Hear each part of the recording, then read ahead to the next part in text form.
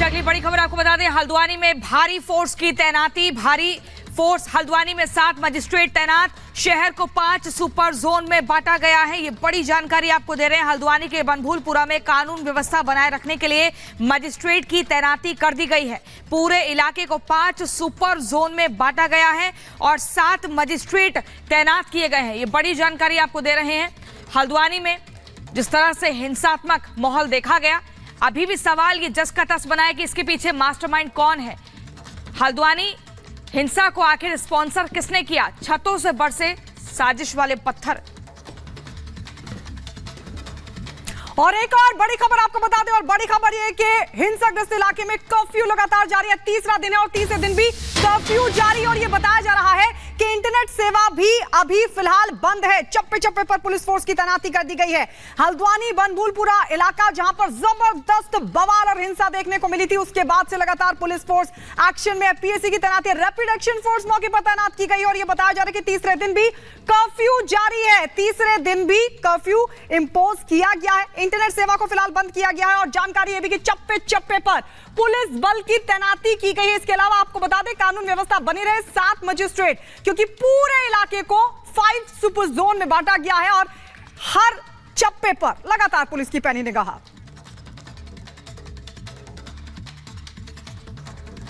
और चलिए अगली बड़ी खबर आपको बताते हैं। आज संसद में राम मंदिर पर चर्चा हो सकती है। सभी सांसदों को सदन में मौजूद रहने के लिए कहा गया है और माना जा रहा है कि पीएम मोदी भी आज सदन में इस विषय पर बोल सकते हैं। बड़ी जानकारी, बीजेपी ने सांसदों को मौजूद रहने के लिए कहा है। दोनों सदनों में मंदिर पर चर्चा होगी और लोकसभा में आज प्रधानमंत्री नरेंद्र मोदी बोल सकते हैं।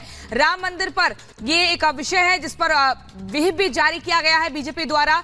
केंद्र सरकार दोनों सदनों में राम मंदिर पर चर्चा कराएगी। संसद में सीधे राम मंदिर पर चर्चा को लेकर व्हिप जारी किया गया है। ये बड़ी खबर आपको बता रहे हैं। तो प्रधानमंत्री आज संबोधित भी कर सकते हैं। आपको बता दें, राम मंदिर पर धन्यवाद प्रस्ताव पेश किया जाएगा आज। खबर आपको बता रहे हैं, लोकसभा में प्रधानमंत्री नरेंद्र मोदी बोल सकते हैं।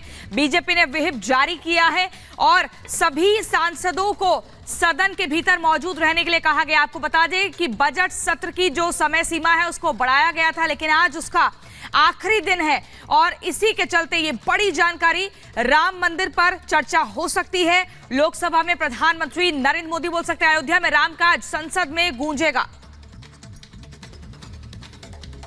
तो आपको बता दें कि सत्र का आज आखिरी दिन है और सत्र के आखिरी दिन राम मंदिर पर धन्यवाद प्रस्ताव लाने की तैयारी में है बीजेपी। इस बीच 3 लाइन का व्हिप बीजेपी सांसदों को जारी किया गया कि दोनों सदनों के भीतर बीजेपी के सांसद मौजूद रहें। इसके अलावा जानकारी यह भी कि संभव है प्रधानमंत्री नरेंद्र मोदी आज संबोधित भी करें। किन मुद्दों पर रह सकती है उनकी नजर, आइए इस रिपोर्ट में आपको दिखाते हैं। सियावर रामचंद्र की जय।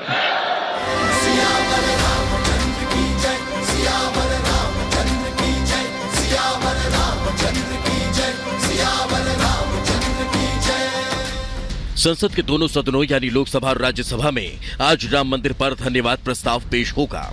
इसे लेकर बीजेपी ने अपने सांसदों के लिए व्हिप जारी किया है।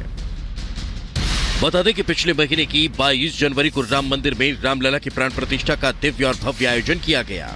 ये हिंदुओं के लिए 500 साल पुरानी मुराद पूरी होने जैसा था।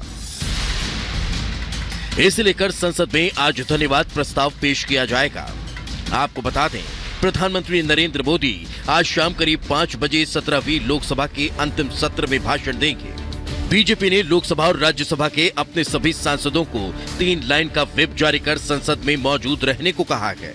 आपको बता दें, नियम 193 के तहत मामलों पर चर्चा होगी। सबसे खास बात, नियम 193 के तहत मामलों पर चर्चा के बाद कोई मतदान नहीं हो सकता है। पीएम मोदी के भाषण के साथ ही लोकसभा का समापन प्रस्तावित है। इस भाषण में प्रधानमंत्री नरेंद्र मोदी राम मंदिर के साथ देश के अन्य महत्वपूर्ण मुद्दों का जिक्र कर सकते हैं। इससे पहले भाजपा शासित गुजरात विधानसभा में बजट सत्र के दौरान उत्तर प्रदेश के अयोध्या में नए मंदिर के निर्माण के लिए प्रधानमंत्री नरेंद्र मोदी की सराहना करने वाला एक प्रस्ताव सर्वसम्मति से पारित किया गया था। मुख्यमंत्री भूपेंद्र पटेल द्वारा पेश किया गया प्रस्ताव सर्वसम्मति से पारित कर दिया गया, क्योंकि बीजेपी विधायकों के अलावा विपक्षी कांग्रेस के सदस्यों के साथ साथ आम आदमी पार्टी के सदस्यों ने भी इसे अपना समर्थन दिया। इससे पहले राष्ट्रपति द्रौपदी मुर्मू के अभिभाषण के धन्यवाद प्रस्ताव पर प्रधानमंत्री नरेंद्र मोदी ने कई मुद्दों पर कांग्रेस पर तीखा हमला बोला था और देश में कमजोर विपक्ष के लिए मौजूद हैं और लगातार कोशिश ये है कि जल्द से जल्द जो डिजिटल एविडेंसेस हैं वो सीज किए जाएं, क्योंकि बेहद ज़्यादा ज़रूरी हो जाता है डिजिटल एविडेंसेस का सीज करना ऐसी सिचुएशन में जब एक आतंकी लिप्त जो है वो केस हो। यूएपीए का केस दर्ज किया गया था। बताया जाता है कि तकरीबन 2 से 3 साल पहले का ये केस है, जिसकी जांच राष्ट्रीय जांच एजेंसी करी और न सिर्फ जम्मू की टीमें एनआईए की बल्कि दिल्ली से भी कुछ टीमें जो हैं वो इस पूरे सर्च का हिस्सा हैं। और सीधे गुरसिमरन हमारे साथ लाइव जुड़ गए। गुरसिमरन, हाई स्कूल में टेरर फंडिंग का आरोप, कौन कौन से और वो जगह है जहां पर रेड की जा रही है एनआईए की तरफ से? देखिए, इस वक्त हम दूसरी जगह पर मौजूद हैं। सबसे पहले हमने आपको इस्लामिक स्कूल दिखाया, इसके बाद एक घर है जहां पर एनआईए की रेड जारी है। आप देखिए आईटीबीपी के जवान जो हैं वो एंट्री पर खड़े हैं और किसी को भी जाने की इजाजत जो है वो नहीं दी जा रही। मैं गौरव से कहूंगा कि गौरव यहां पर आएँ और अगर मैं आपको दिखा पाऊं तो आप थोड़ा सा पीछे होकर गौरव आपको दिखा पाएंगे कि ऊपर जो है ये तीसरी मंजिल है, यानी 4 मंजिला जो सबसे टॉप वाली मंजिल है वहां पर इस वक्त रेड्स जो हैं वो जारी हैं।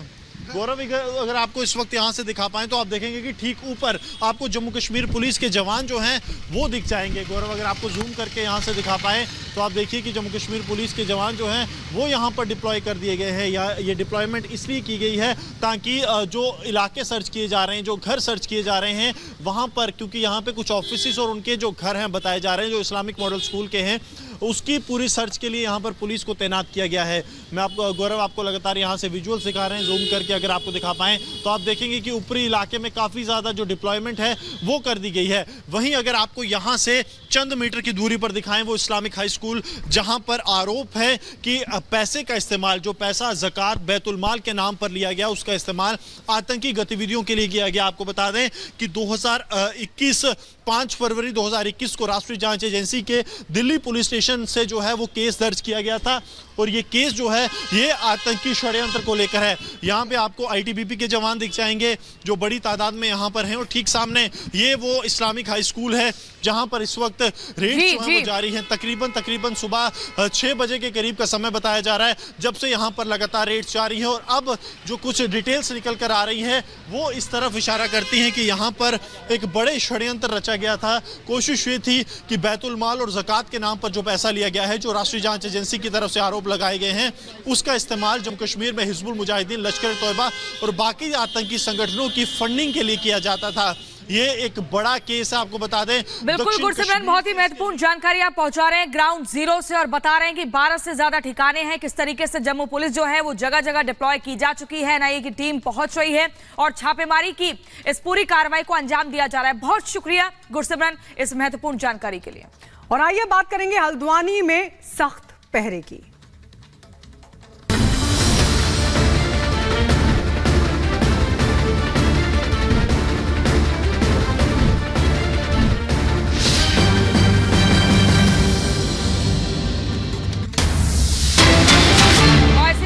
आपको बता दें, हल्द्वानी कांड में एक्शन में पुलिस, पेट्रोल बम बनाने वाले लड़कों की तलाश की जा रही है। पेट्रोल बम बनाकर उपद्रवियों को दिए थे, बाइक से पेट्रोल निकालकर बनाए थे बम, थाने के पास खड़ी गाड़ियों में आग लगाई थी और उसके बाद गाड़ियों में किस कदर आग लगी थी वो आगजनी की तस्वीरें भी हम सबने देखी। किस कदर पुलिस कर्मियों को घायल करने का प्रयास किया गया वो तस्वीरें भी सामने आई थी।